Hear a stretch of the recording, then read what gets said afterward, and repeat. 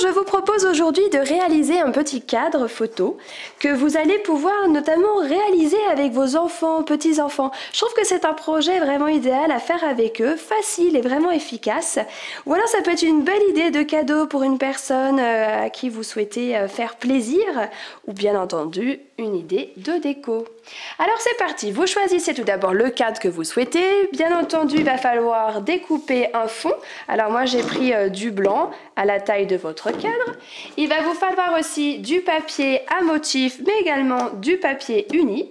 Par rapport au papier à motif, je les ai choisis dans le lot Amour des fleurs.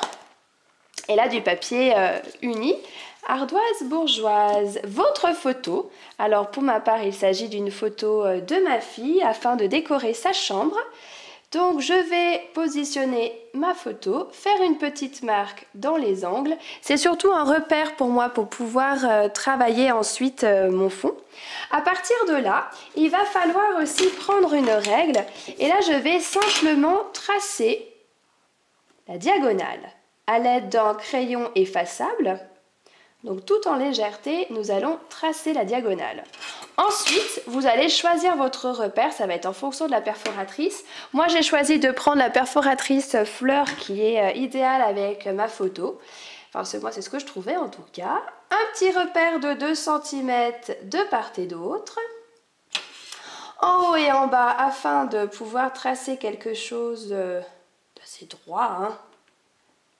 Hop. Et on trace. Alors pourquoi faire ça? Alors dans l'idée, je souhaite finalement pouvoir positionner mes petites perforations directement au centre là, de mon petit quadrillage. Parce que c'est vrai que visuellement, c'est pas toujours facile suivant le motif que l'on souhaite. Donc quadriller, c'est vrai que ça aide quand même. Hein. Alors on continue, toujours avec un repère de 2 cm. En haut et en bas, on trace. Si vous avez besoin de refaire encore parce que vous souhaitez en rajouter un peu plus, pourquoi pas, je fais. Hop. Et voici mon quadrillage fait. Encore un petit, hop là. Et voici.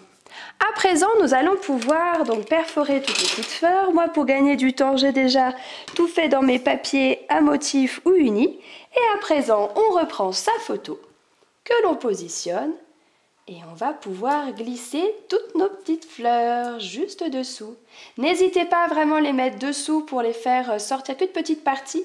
C'est vrai que je trouve que ça donne cette impression comme si ça continuait.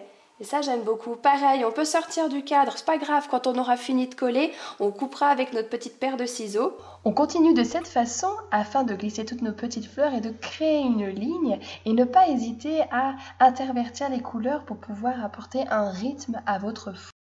Alors si on se dit qu'il y en a un petit peu trop, on enlève. Ça peut être aussi assez sympa de rajouter un petit tampon aussi par là. Alors notamment un cœur ici de cette collection que j'ai choisie. Alors bien sûr là, il va falloir faire avec un encreur de la même couleur, en tout cas vous allez choisir. Alors pour ma part ça va être fleur de cerisier pour apporter de la douceur. Donc je vais tamponner directement ici, voici.